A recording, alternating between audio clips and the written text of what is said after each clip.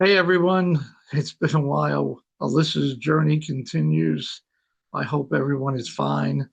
Um, I just haven't had too much time to jump in front of the camera these days with spring and summer here and taking care of other things, but all is going well, and I pray that all is going well for you.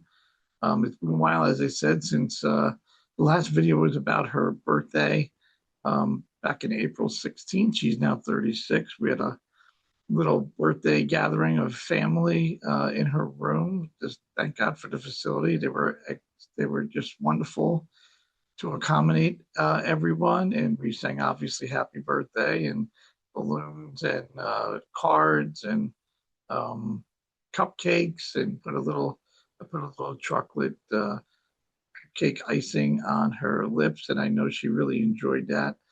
A quick update, she's doing okay. She's hanging in there. We continue to wean off the ventilator. We know she can do it. Learning how to swallow again, letting the brain tell everything how to work. It just takes time, but we're going with that plan. She had an open bed sore wound that I've talked about before since last July, and it is healing up really well. It's shrinking in size, and I'm glad to share that. We had her outside yesterday for over 2 hours, and we've been getting her outside at least once a week, weather permitting, and getting fresh air into her and having the sun hit her. And it's been a joy to get her outside in a chair and getting her out of that bed. It's still work in progress. Her arms and legs are still somewhat very seriously contracted, but the rehab team is doing a great job. And I certainly thank you for all your prayers. And they're working. I got to tell you, they are working. Miracles are down the road. It's little steps, but I'll take it. It's thanks to God. It's all in God's plans, and He's the only person I know that can really heal her. So I'm good. I'm good with that. I think today is topic number 6. I know I talked about advocate before, but I'm going to key on it a little bit more today. Advocate and learning and educate, and I'll get into that. If somebody would have told me 14 months ago that I would be, learning all about the brain, like you would probably laugh at me compared to the latest rock album release or person I'm interviewed with their latest album or a tour. But here I am, kind of putting that all aside because this is my princess, and this is way more important. But I do miss the music world, and I am honestly getting there, spending a little bit more time and working my way, and hopefully have time to do interviews. But I'm still listening to great new rock music. Um, but you want to talk about miracles. You have to be able to, you know, sometimes roll up the sleeves and dig deep to get into these neurologists and be able to speak the same language. And out of the blue, one day recently on one of Jean's social media feeds, a book appeared that she thought was pretty interesting, and she ordered it. And thank you, Lord, for whoever decided to get that in her feed. It's called The Guide to Comatose Patient Expert Advice for Families and Caregivers. It's The author is Eelco Wijdicks from the Critical Care in the Mayo Clinic out in Minnesota. And I got to tell you, I haven't been able to put the book down. Um, it's incredible of how he explains it. And let me just share, why this is so important. And it says here in the back, during times such as these, families need extraordinary support and authentic information. And he puts it in layman's terms. What is a coma? I mean, I got more highlights on this in this book. Like I'm doing a master project for my thesis. What is a coma? What causes coma? How is coma treated? What can we expect awakening and recovery? I mean, it just goes on and on. It pretty much bridges the gap between terrifying medical reality and a grieving family's needs for answers. He's certainly one of the top neurologists in the country, if not the world. I mean, he puts you in a neurologist's mindset and explains the medical team's worries about how they think and what is medically certain versus unpredictable. He cuts right to the chase. I mean, he cuts through confusing jargon to answer the hardest questions families face, such as why recovery timelines are uncertain, when to expect awakening, what it means to transition to comfort care. I needed this book. And sometimes, like I said, you just need to keep educating and learning and asking questions. And this man is obviously a genius in his in what he does. And hey, Doc, if you're ever in New York or New York State, maybe this summer, certainly hit me up. And if anybody knows him, I'd love to get a contact and email him and maybe even get him on the phone. I know that's a long shot, but you know what? Anything is possible. It could be somebody watching this that says, I know that book and I know what you're going through. And if you're like me and have a loved one in somewhat of a coma, and I say Alyssa's kind of in a vegetated coma and a minimally conscious coma, she's in that transition. Her eyes are awake. I know she can hear us. Um, but what her brain injury, non-traumatic brain injury, anoctic brain injury, lack of oxygen that killed brain cells. It's frustrating, but for her, I know, and certainly for us. But there's no let up. So now, through the grace of God, I got more tools, more questions to ask, and he lays it all out.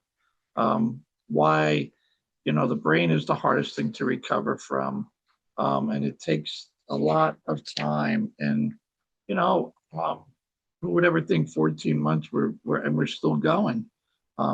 Prepare for the long journey. And you know what? I'm gonna prepare certainly for the long journey. So I will put a link to the book in the description. We got it off of Amazon, I'm sure, and you can never have enough tools in your toolbox.